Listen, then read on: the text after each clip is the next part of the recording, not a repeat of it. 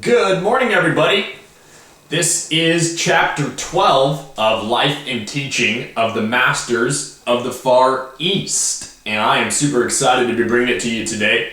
It is not a long chapter, and I thank you for being here. Without further ado, I'm going to jump right in. For everybody on the live feed at Facebook, I won't be looking directly at the live feed. I'll actually be looking into the stationary camera for the YouTube video. So, nonetheless, thank you for being here with me today, and let's jump right into it.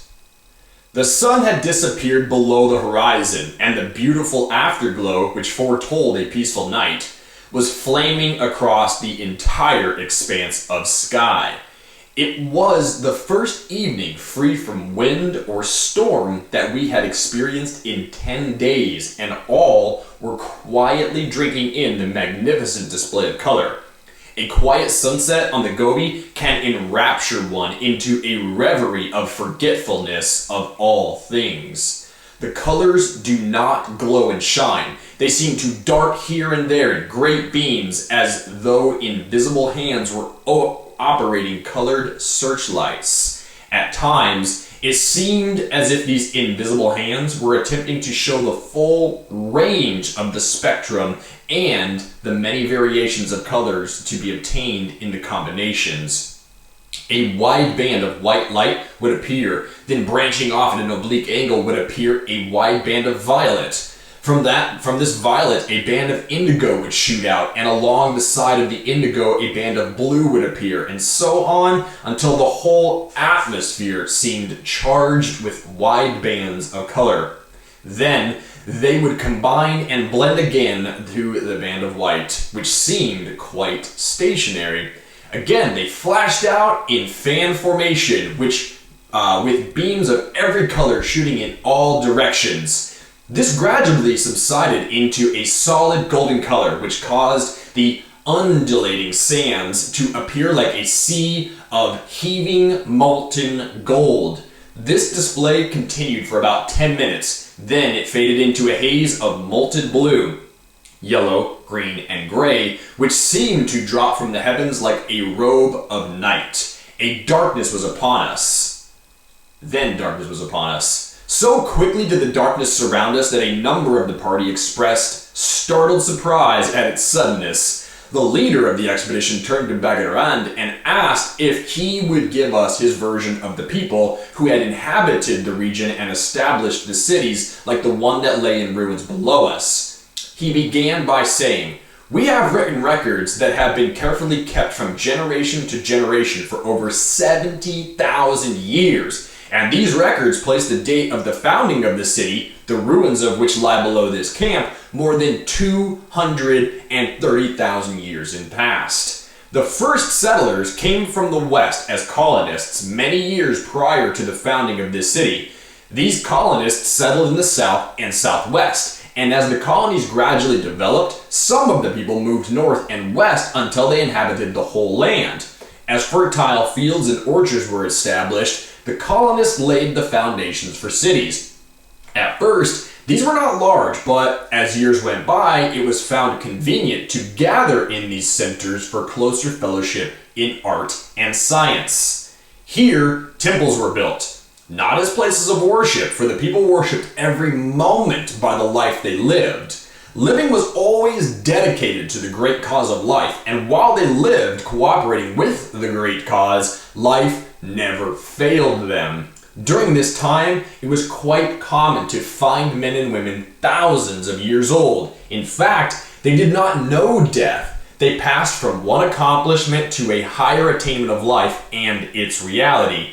They accepted life's true source, and it released its boundless treasures to them in an unending stream of abundance. But I have digressed. Let us go back to the temples. These were places where written records of any attainment in knowledge of the arts and sciences and history could be preserved for those who wished to avail themselves of them.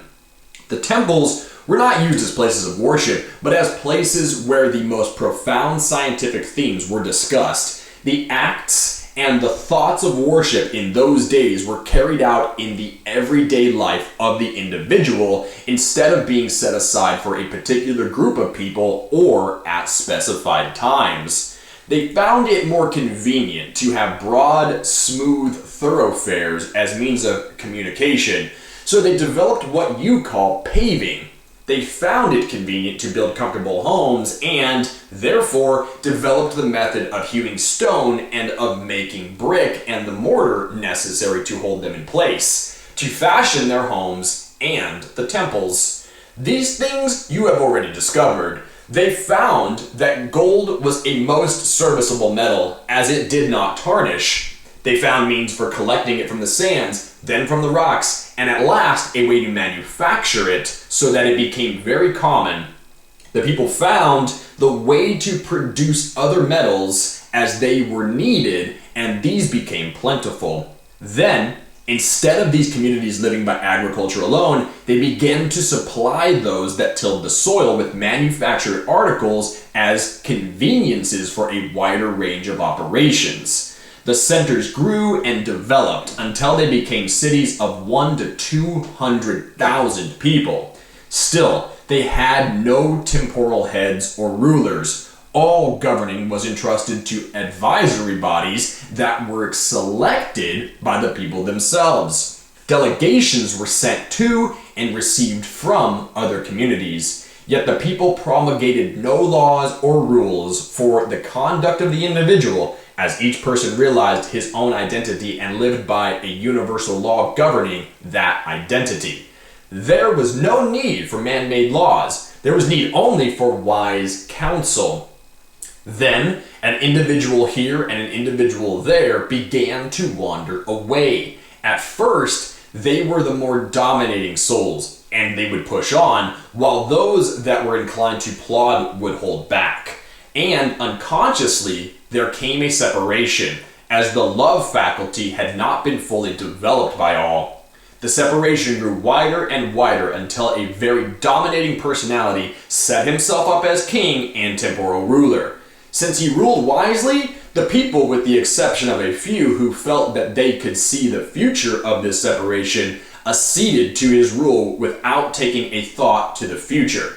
These few withdrew into communities of their own, and from that time on they lived a more or less secluded life, always attempting to show their fellows the folly of separation. They became the first order of the priesthood. The king established the first order of temporal rulers, and from then on their devious ways may only be followed by deep study and research. There are a few that have preserved the simple teachings and have lived to follow them, but in the main, life has become very complex to the majority. In fact, so complex has it become that they refuse to believe that life is a simple form of living, a well-balanced life, cooperating directly with the principle of all life. They fail to see that their way of living is the complex and hard way, and that the simple life cooperating with the principle of all life is the more abundant life. In this way, they must go on until they know a better way. Here the speaker paused, standing silent for a moment, and a picture flashed before our vision. The picture was stationary at first, as has already been described. Then it became animated. The forms began to move, and the scenes changed momentarily, or at his direction, as he explained each scene. He seemed to be able to hold or reproduce the scene at will, as questions were asked and answered, and explanations were then given. The scenes were those which were supposed to have been enacted in the ruined city below where we were camped. They did not contrast to any marked degree with scenes of a populous oriental city of today. Save the streets were broad and well kept. The people, they were well clothed in raiment of good quality, and their faces were bright and cheery, and there were no soldiers, paupers, or beggars in evidence. The architecture attracted our attention, as the buildings were well and substantially built, and of very pleasing appearance. Although there seemed to be no attempt at display, One temple stood out magnificently beautiful. We were told this temple was built entirely by volunteer hands and was one of the oldest and most beautiful in the land. On the whole, if these pictures were representative, the people must have been contented and happy. We were told that the soldiers did not make their appearance until after the second king of the first dynasty had reigned for nearly 200 years. That king, in order to keep up his retinue, began taxing the people and soldiers. Began taxing the people, and soldiers were appointed to collect the taxes. In about 50 years, poverty began to show in isolated places. It seems that about this time, a portion of the people who were dissatisfied with the kingdom and with those who had assumed the rule withdrew. Baird and his people claim the lineal heritage of this race. As the night was well advanced, Baird suggested that we adjourn and retire, since it would be much pleasanter to make an early morning start. About 3 hours of the full noonday heat was uncomfortable for travel, and the time of winter storms was fast approaching.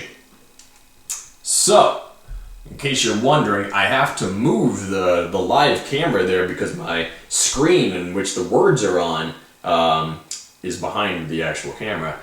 Alright, so anyways, here again we come to find a teaching that suggests, actually makes it very plain that the life more abundantly lived is the life lived in accordance with the universal life principle, yoking oneself to the eternal sustenance that is the Godhead, the ever-moving flow of the universe, and that by the sweat of our own brow in our fallen state is the more difficult way.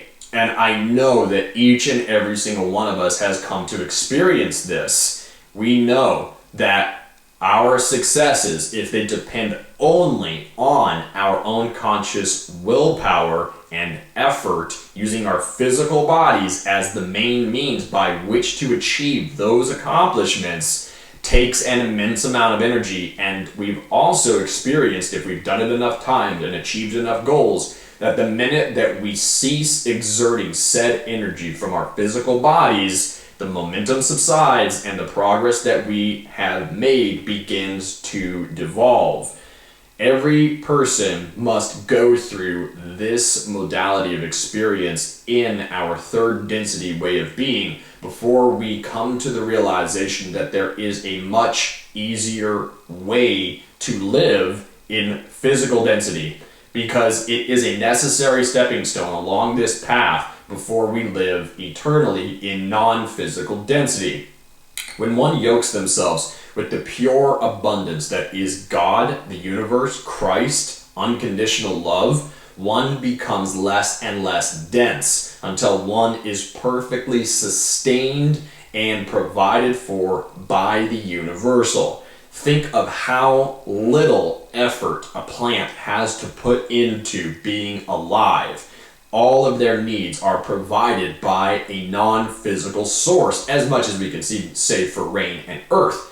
But the thing that actually generates photosynthesis comes from light. And it is the same way with higher density beings. When I say higher density, I mean less dense in a physical nature, and I mean a much more fine form of vibration. As we achieve such Christed states, we take on a crystalline structure to our DNA, whereas in our third density life, we are a carbon-based life form that must, not necessarily must, but through our separated way of thinking, we have adopted a means of providing energy to this carbon-based structure through the breakdown and synthesis of proteins and carbohydrates, which is a carbon-based way of acquiring energy.